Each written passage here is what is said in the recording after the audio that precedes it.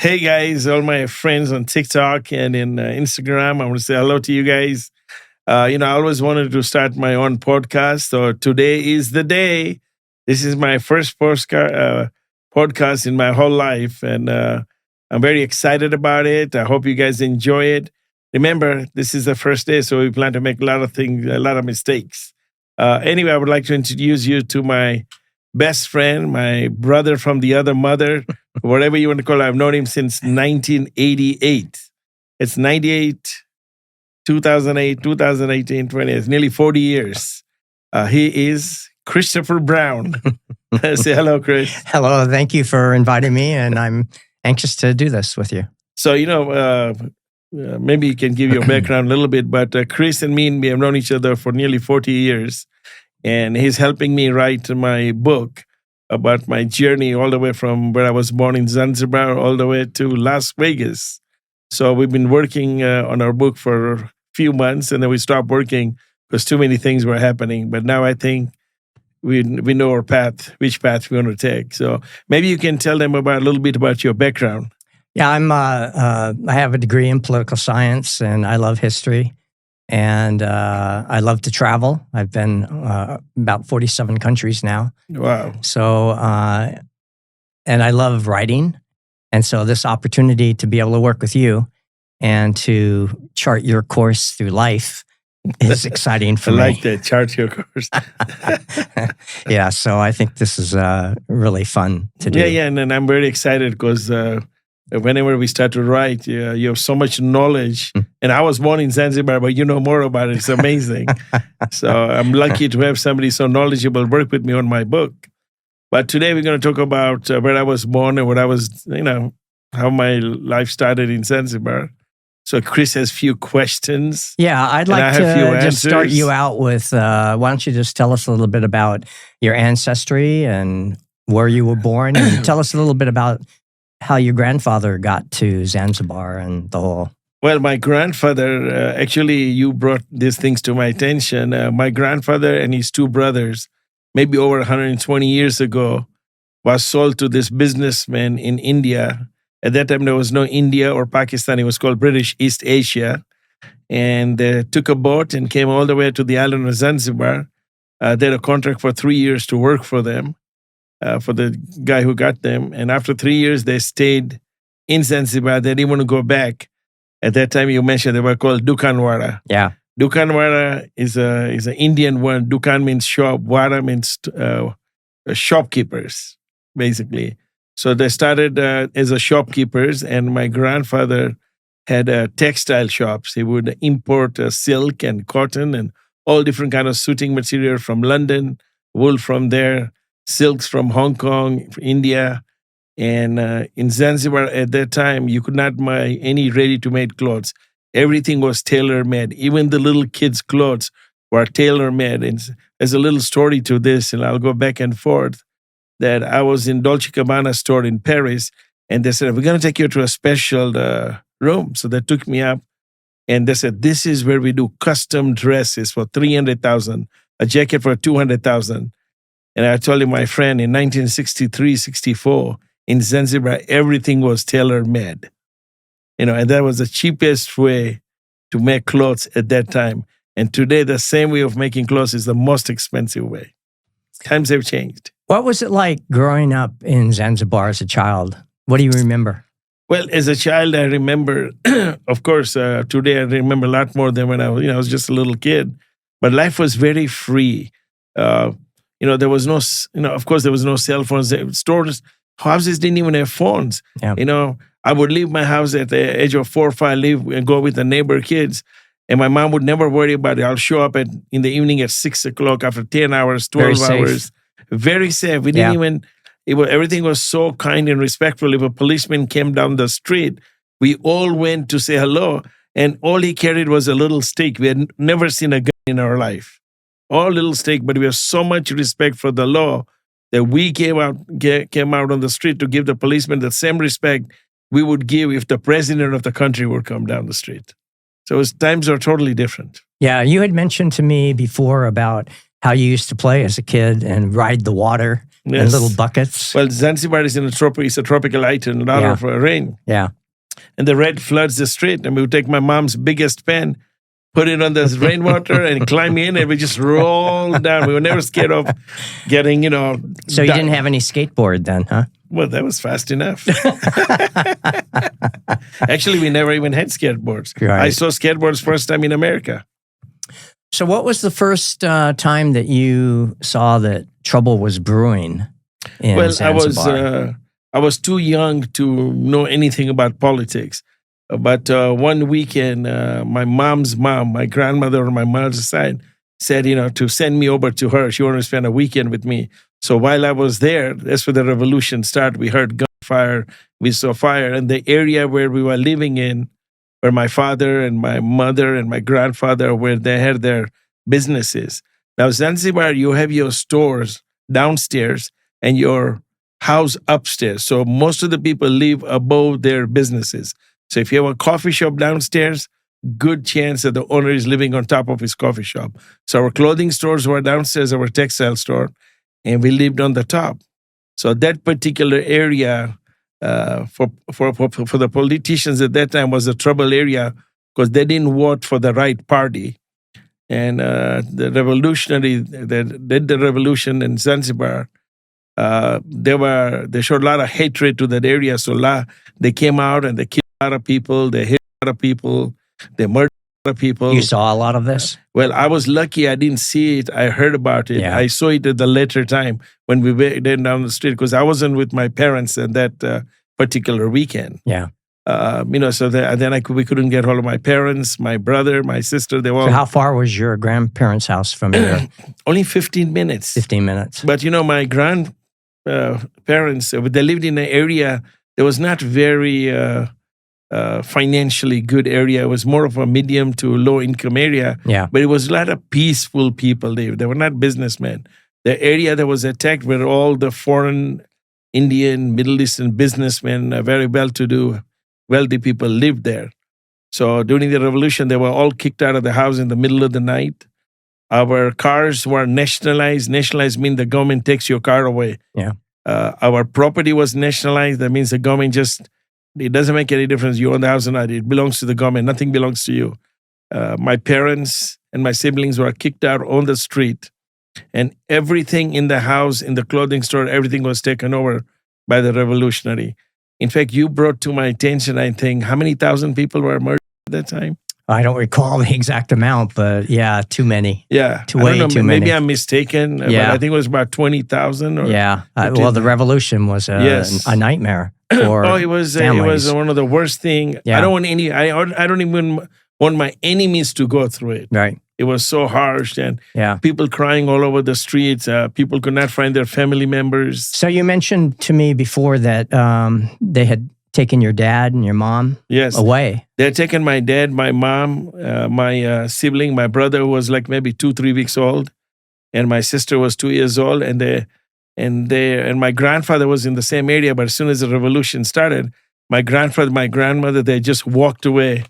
Walk to the nearest mosque or church because that was the safest place to be in. My father, of course, being young at that time, a little bit more stubborn and hard-headed and more stronger than my grandfather, he stayed to see what was happening. But that's what happened. They took everybody. There was not a jail big enough, so they locked everybody up in a soccer field. It was surrounded by barbed wire, and they kept police with instruction, shoot somebody moves. How did you feel as a child seeing all this? Well, when you are a little boy and you're going through revolution, you're going through hard times, you don't know how to feel. You don't know how to think because you are so scared out of your mind. You don't know if you're going to see your daddy. You don't know if you're going to see your mommy. You don't know if you're going to see your baby sister. Yeah. You have no idea. And my grandparents had no answers. At that time, it was not a modern society that they are, you can see a video of something, or we never even had a radio station over there that probably would broadcast it. And there was no phones. No TV either. No TV, no phones, no refrigerators, nothing. So it's very quiet and everybody's afraid to go into each other's area. But as days went on, and a lot of people that ran to the mosque and the church and places of religion, they were all staying there. You could hear some rumors. They're all being held on a soccer field. It's 100 degrees warm. Some people were getting heat stroke, dying, disease. Like my younger brother was 2-3 weeks old. Yeah. And he was wearing a T-shirt. And after being in that sun for such a long time, his T-shirt became part of his skin. Yep. That to surgically move the T-shirt out. So when you're going through that, it's like it feels it's going very slow at the same time very fast. Yeah, it's a very frightening situation. Oh, it's extremely frightening, and I'm going to come back to this subject because I want to discuss about how people, we go into a war and we beat enemies react. And we are so proud of it. Yeah. But even if one American soldier dies, how it affects his family Absolutely. and his friends. Absolutely. People here have no clue. No. Only the people that this has happened Well, it's an unusual situation for anyone to go through a revolution. Oh. And you were there with a front seat, basically. No, and the sad part is, you're talking about an island that has nothing. Yeah, it's just it's a beautiful island. It's a beautiful island. Yeah. People are very religious, very honest, very sincere. If you leave $1 million cash on the street, they will take you to the police. We never locked our doors. We never locked our windows. A lot of times when our stores closed, we wouldn't even close the door sometimes. In fact, we had all the European style of fiesta. And a lot of times in the afternoon when a lot of the stores closed, we just took a sitting chair and put it upside down. That means the store is closed. Interesting. At 5 o'clock or 6 p.m., we open up. We just took the chair and we were open. So how did your grandparents fare during this time? Because you were with them for that period of time. Yeah. Well, my grandmother, I was with my mom's parents. So they were in this area called Sokomogo. That was never touched, although it was very close. Yeah. Because they knew why they lost the election only in this area called Gambu. So that was the main area attacked because they were angry because of losing the election. That's why the revolution came in. That was very interesting. Zanzibar was an island, independent island, and Tanganyika was the mainland. Correct. And then the revolution, we were ruled by the Sultan of Oman. He was kicked out of there. He had a palace over there. He was a very nice man, did a great job. And he was kicked out, and the Tanzanian government took over. At that time, they were called Tanganyika. Tanganyika. Tanganyika, Yeah. And then Tanganyika. It's actually originally a German province. Yeah, German province, British, East Africa, Right. Portuguese, Spaniards. We've been ruled by everybody. Yeah. For centuries. For centuries. Yes. For centuries. Yeah.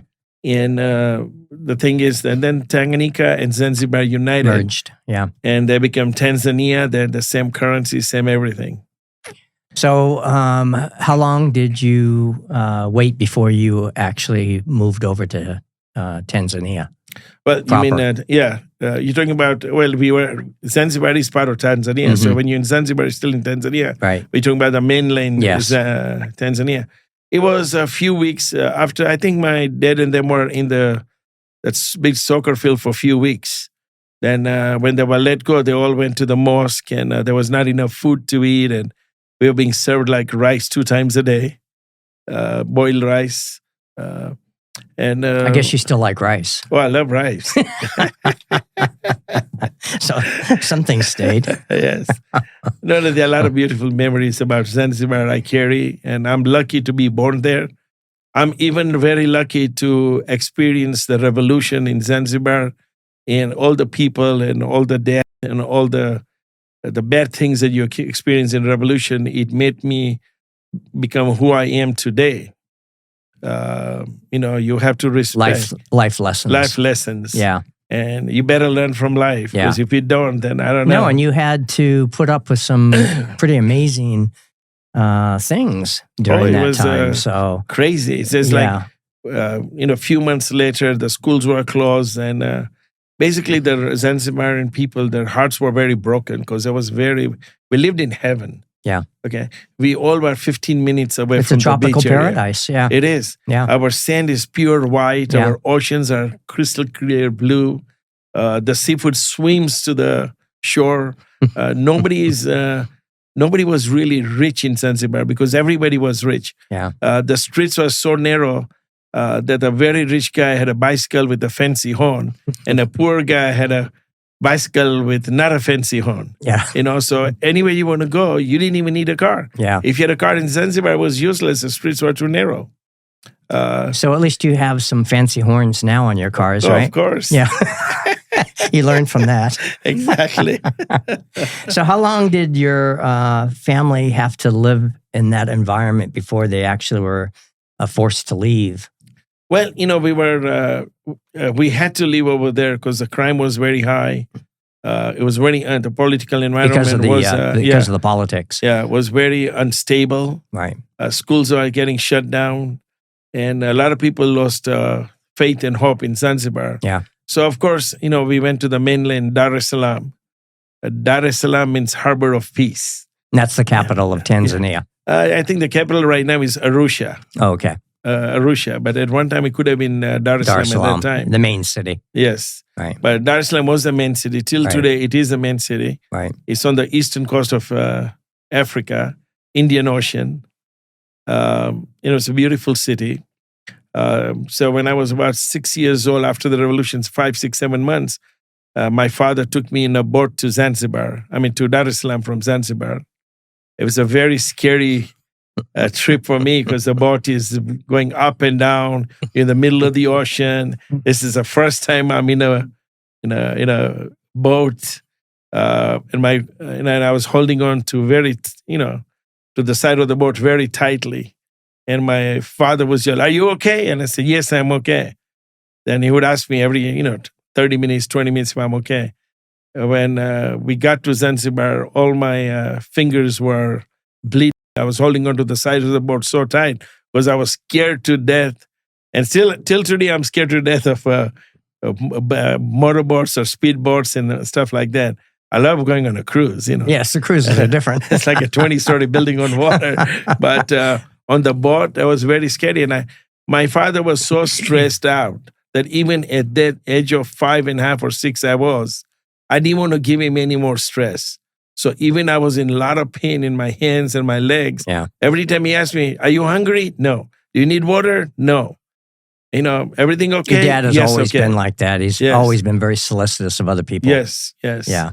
So what was going on with your brother and sister at the same time? Well, they were babies. They were 2-year-old and one was just born a few months old. So they were still in Zanzibar with my mom. Mm-hmm. My dad had a couple of friends. He did business on the mainland, Dar es Salaam. Mm-hmm. And he had this one particular friends. There were like 4 or 5 guys living together in an apartment. Mm-hmm. So my dad took me to Dar es Salaam and he made an arrangement for me to be at the age of 6 or less, to be one of the guys that's sharing the apartment. And then he showed me, you come down, you make a left, you walk mile and a half, 2 miles, and that's where the school is on your left side. Oh my goodness. When you come out of the school, you make a right and you go all the way down. Yeah. And this is where your apartment is, where you stayed. And that's a lot of responsibility for a 6-year-old. Oh, are you kidding? Crossing the street? Yeah, exactly. And my dad, of course, coming from a revolution, I was a very serious kid. Like whatever my father said, I listened. I was not like a normal 5, 6 years old. In the middle of the wall, people are getting killed. There's no food. There's no toys. There's no house to live in. There's no money. There's no car. There's nothing. It's calling surviving. Yeah. But you'll be surprised how strong we human beings are. Even at an age I was there, once put in a position, I became very strong, very focused, very serious. So to learn how to get to the school, come back from the school, and every time when I got back home, and I was a winner. I celebrated. Did these guys cook for you, or did you cook for yourself? My dad hired this lady. They made food for a lot of people that lived around the neighborhood. Mm-hmm. So they came with a cart, right? Yeah. No, they had they call it tiffin. It's like a 4 thing. Uh-huh. So she'll make my tiffin, put my food, and leave it there. I see. In my house. I see. So when I come back from school, I would have food and. What kind of food was it? Oh, I don't remember. Rice. Rice. More rice. More rice. No, rice, chicken, fish. Okay. The food was very cheap in Zanzibar. Very, very cheap. And the food over there was also very fresh. Yeah. We didn't have refrigerator. Yeah. So, everything was the meat, everything was fresh. Chicken, eggs, everything was very fresh. So when you were going to school, I mean, this must have impacted you a lot. All these activities going on around you, were you able to really concentrate and, at school on your subjects? Well, It must have played a big part of in your mind, all this chaos. Well, it was extremely chaotic. But once again, put in that position, and a lot of kids, young, old, even older people are put in certain position in their life. Right. It's amazing how strong we are, how we can adapt to everything. So I don't remember I don't have too many memories when my father left me over there, because I was I was more scared than anything. I was so scared that getting to school, I was scared. When should I get there? How much longer? How much longer? And then in the school, I had to focus on the work we do, because I had to pass the exams and all that. I wanted to make my parents proud of me, because I've seen them suffer in the revolution. Yeah. I've seen them cry. I've seen them. My father was beaten by the revolutionary with the butt of the gun. So many times we were lucky that nothing happened to him. Right. So when your parents have suffered so much, even as a 6-year-old, you don't want to give them any headaches. You want to do everything right. And not only me, a lot of kids that went through the revolution and all that experience, all of a sudden became very serious with their life, their responsibility, how they talk to the parents. Nobody wanted candy all of a sudden. Candy was not important. Toys were not important. So how do you think this impacted you overall, this experience? Well, it is... what's one of the main impactful thoughts that you have going through this? I think the most important thing that happened to me, I became very responsible. Very, very responsible. I double and triple check everything 3 and 4 times. It taught me a lot of patience. If there's one reason if I'm at all successful today, because I have a lot of patience. Yeah, you do. Sometimes people have threatened me in my life. Yep. And I just look at them and laugh. And they goes, "Why are you laughing?" I said, "Nah." That's because you didn't see the butt of the gun. Exactly. I just, so what can I tell a person that has never been in a revolution or a war and he's threatening me? Yeah, I can't imagine. People that usually never do anything anyway. They're just angry for the moment. I understand that.